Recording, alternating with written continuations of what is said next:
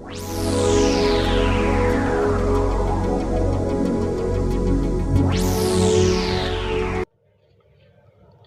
Friend, मैं हूं अखिलेश कुमार।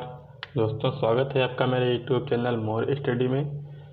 तो दोस्तों, आज हम बात करने वाले हैं भारत वन स्थिति रिपोर्ट। तो दोस्तों, भारत वन स्थिति रिपोर्ट के बारे में बात करने वाले हैं हम लोग। तो दोस्तों, चलिए वीडियो स्टार्ट करते हैं। तो दोस्तों, देखते हैं भारत वन स्थिति रिपोर्ट ISFR पर्यावरण, वन और जलवायु परिवर्तन मंत्रालय MOEFCC के अधीन कार्यरत भारतीय वन सर्वेक्षण forest survey of India FSI तो फॉरेस्ट सर्वे ऑफ इंडिया का 16वां द्विवार्षिक आकलन है।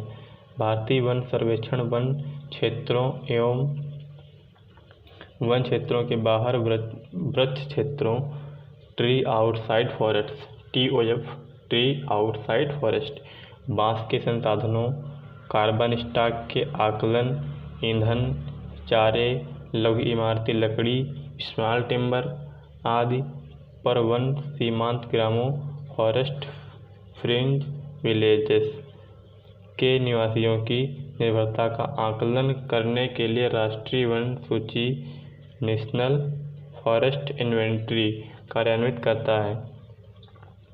वर्तमान IFSR में वनों के प्रकार एवं जैव विविधता फॉरेस्ट टाइप एंड बायोडायवर्सिटी नामक एक नए अध्याय को जोड़ा गया है, जिसके अंतर्गत वृक्षों की प्रजातियों को 16 मुख्य वर्गों में विभाजित कर उनका चैंपियन एवं सेट वर्गीकरण चैंपियन एंड सेट क्लासिफिकेशन 1968 के आधार पर आकलन किया जाएगा। ठीक है दोस्तों, तो देखते हैं इसका मुख्य बिंदु क्या है। दोस्तों, मुख्य बिंदु देश में वनों एवं वृक्षों से आच्छादित कुल क्षेत्रफल 8,07,276 वर्ग किलोमीटर है, जो कुल भौगोलिक क्षेत्रफल का लगभग 24.56% है। लगभग 24.56% है। कुल भौगोलिक क्षेत्रफल का वनावरण क्षेत्र 7,12,249 वर्ग किलोमीटर है, जो कुल भौगोलिक क्षेत्रफल का लगभग 21.67% है। कुल भौगोलिक क्षेत्रफल का वृक्षावरण क्षेत्र 95,027 वर्ग किलोमीटर है, जो कुल भौगोलिक क्षेत्रफल का 2.89% है। दोस्तों, याद रखिएगा, यहाँ पे बता रहा है कुल भौगोलिक वनावरण क्षेत्र। दोस्तों, यहाँ पर है कुल भौगोलिक वृक्षावरण क्षेत्र। दोस्तों, ये जो फैक्ट हैं इनको अच्छी तरह से याद करिएगा, वरना दोस्तों कंफ्यूज हो सकते हैं। दोस्तों, नेक्स्ट पॉइंट क्या है। IFSR 2017 की तुलना में वर्तमान आकलन के अंतर्गत वन क्षेत्र में वृद्धि देखी गई है। दोस्तों, IFSR की जो रिपोर्ट है वो 2017 की तुलना में वर्तमान के आकलन के अंतर्गत जो है वनों में वृद्धि देखी गई है, मतलब वनों का विस्तार हुआ है। तो दोस्तों, नेक्स्ट पॉइंट की बात करते हैं। वनावरण और वृक्षावरण क्षेत्रफल में कुल 5,188 वर्ग किलोमीटर लगभग 0.65% की वृद्धि हुई है। तो दोस्तों, 2017 की तुलना में वर्तमान में जो वन है हमारे उनमें 0.65% की वृद्धि हुई है। वनाच्छादित क्षेत्रफल में वृद्धि। दोस्तों, वनावरण और वृक्षावरण क्षेत्रफल में कुल वृद्धि थी, अब है वनाच्छादित क्षेत्रफल में कुल वृद्धि। तो दोस्तों, 3,976 वर्ग किलोमीटर लगभग 0.56%। दोस्तों, अगला पॉइंट क्या है। वृक्षों से आच्छादित क्षेत्रफल में वृद्धि। अब दोस्तों, वृक्षों से आच्छादित क्षेत्रफल में वृद्धि दोस्तों यह है 1,212 वर्ग किलोमीटर लगभग 1.29%। नेक्स्ट पॉइंट दोस्तों, वर्ष 2017 के पिछले आकलन की तुलना में रिकॉर्डेड फॉरेस्ट एरिया या ग्रीन वास। दोस्तों, RFA रिकॉर्डेड फॉरेस्ट एरिया या दोस्तों ग्रीन वास में परिवर्तन है।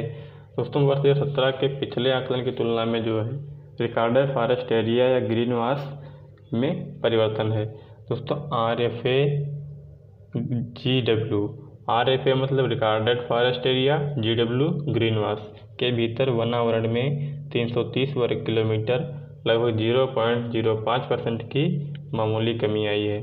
दोस्तों इसमें कमी आई है। RFA GW के वनावरण में 4306 वर्ग किलोमीटर की वृद्धि हुई है। दोस्तों RFA GW के वनावरण में वृद्धि हुई है। वनावरण में वृद्धि के मामले में शीर्ष 5 राज्य। दोस्तों वनावरण के मामले में शीर्ष 5 राज्य मतलब 5 राज्य ऐसे जिसमें सबसे ज़्यादा वृद्धि हुई है। दोस्तों सबसे ज़्यादा कर्नाटक में, उससे कम आंध्र प्रदेश, फिर केरल, फिर जम्मू कश्मीर, फिर हिमाचल प्रदेश। दोस्तों ऐसे 5 राज्य हैं जिसमें वनावरण में वृद्धि हुई है। पर्वतीय जिलों में वनावरण इन जिलों के कुल भौगोलिक क्षेत्र का 40.30% है। देश के 140 पर्वतीय जिलों में 544 वर्ग किलोमीटर लगभग 0.19% की वृद्धि दर्ज की गई है। दोस्तों जनजातीय जिलों में कुल वन क्षेत्र इन जिलों के भौगोलिक क्षेत्र का 37.54% है। उत्तर पूर्वी में कुल वन क्षेत्र इनके भौगोलिक क्षेत्र का 65.05%। वर्तमान आकलन में इस क्षेत्र के वनावरण में 765 वर्ग किलोमीटर लगभग 0.45% की कमी देखी गई है। असम और त्रिपुरा को छोड़कर देश के सभी राज्यों में वनावरण में कमी आई है। दोस्तों असम और त्रिपुरा को छोड़ दें यदि हम तो देश के सभी राज्यों के जितने भी वनावरण है उसमें दोस्तों सभी में कमी ही कमी आई है। देश में मैंग्रोव आवरण में पिछले आकलन की तुलना में 1.10% की वृद्धि हुई है। दोस्तों जो देश के मैंग्रोव वन हैं उनके आवरण में पिछले आकलन की तुलना में वर्तमान में 1.10% की वृद्धि देखी गई है। भारत में 62,466 आर्द्र भूमियाँ देश के RFA GW क्षेत्र के लगभग 3.83% क्षेत्र को कवर करती हैं। भारतीय राज्यों में गुजरात का सर्वाधिक आर्द्र भूमि क्षेत्र RFA के अंतर्गत आता है, जबकि पश्चिम बंगाल दूसरे स्थान पर है। दोस्तों गुजरात का सर्वाधिक आर्द्र भूमि क्षेत्र जो है RFA मतलब रेड ग्रीन RFA के अंतर्गत आता है, जबकि पश्चिम बंगाल दूसरे स्थान पर है। वनों पर ईंधन के लिए निर्भरता महाराष्ट्र राज्य में सबसे अधिक है। दोस्तों वनों पर ईंधन के लिए निर्भर दोस्तों महाराष्ट्र राज्य जो है वहाँ की जनसंख्या जो है वो ईंधन के लिए वनों पर ज़्यादातर निर्भर है, जबकि चारे, लघु इमारती लकड़ी और बांस के लिए निर्भरता मध्य प्रदेश में सबसे अधिक है। दोस्तों ईंधन के लिए महाराष्ट्र में वनों पर निर्भर है, मगर दोस्तों मध्य प्रदेश में चारे, लघु इमारती लकड़ी तथा बांस के लिए वनों पर निर्भर हैं। दोस्तों अलग अलग राज्यों में अलग अलग उसकी उपयोगिता है। दोस्तों इस रिपोर्ट के अंतर्गत यह कि आकलन किया गया है कि वन सीमांत ग्रामों के निवासियों द्वारा वनों से लघु इमारती लकड़ी का वार्षिक निष्कासन देश में वनों की औसत वार्षिक उपज का लगभग 7% है। दोस्तों इस रिपोर्ट के अंतर्गत यह आकलन किया गया है कि वन सीमांत ग्रामों के निवासियों द्वारा वन से लघु इमारती लकड़ी का वार्षिक निष्कासन देश में वनों की औसत वार्षिक उपज का लगभग 7% है। दोस्तों देखते हैं अध्याय 1। दोस्तों अध्याय 1 की बात करते हैं विषय प्रवेश। बात करते हैं दोस्तों वनावरण यानी फॉरेस्ट कवर। वनावरण के बारे में दोस्तों बात करते हैं। यह भूमि पर आच्छादित वन वितान क्षेत्र है। यह भूमि पर आच्छादित वन वितान क्षेत्र है। दोस्तों इस भूमि की वैधानिक स्थिति पर विचार नहीं करते हुए भूमि की वैधानिक स्थिति पर विचार नहीं करेंगे। देखते हैं इसमें वे सभी वृक्ष आच्छादित क्षेत्र शामिल हैं जिनका वितान घनत्व कैनोपी डेंसिटी 10% से अधिक है और क्षेत्रफल 1 हेक्टेयर या उससे अधिक है। दोस्तों बात करते हैं वितान क्षेत्र की कैनोपी डेंसिटी।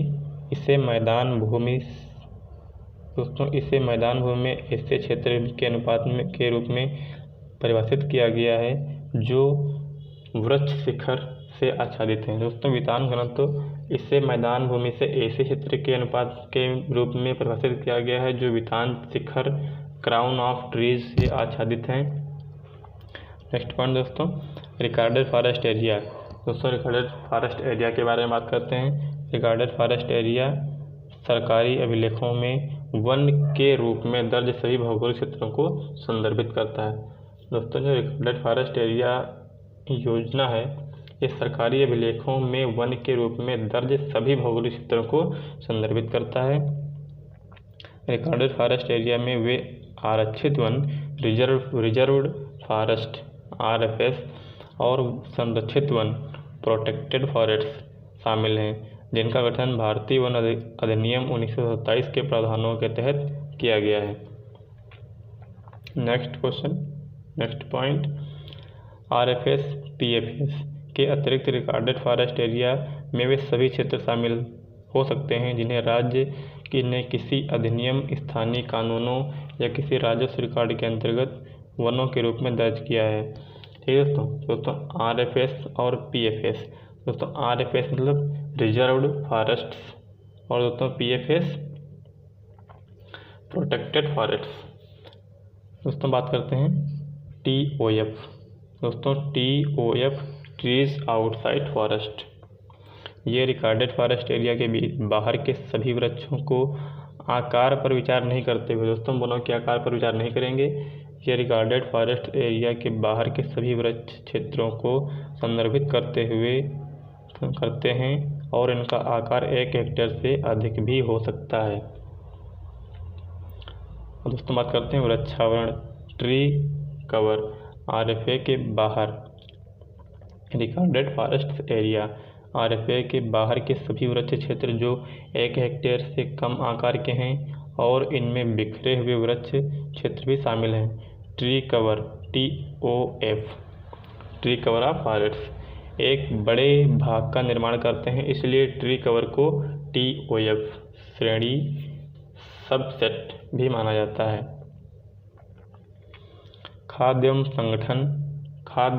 कृषि संगठन द्वारा प्रत्येक 5 वर्ष पर कराए जाने वाले वैश्विक वन संसाधन आकलन, फॉरेस्ट रिसोर्स असेसमेंट FRA के अनुसार भारत में वैश्विक वन क्षेत्र का 2% मौजूद है और यह वन क्षेत्र के संबंध में विश्व के शीर्ष 10 देशों में 10वें स्थान पर है।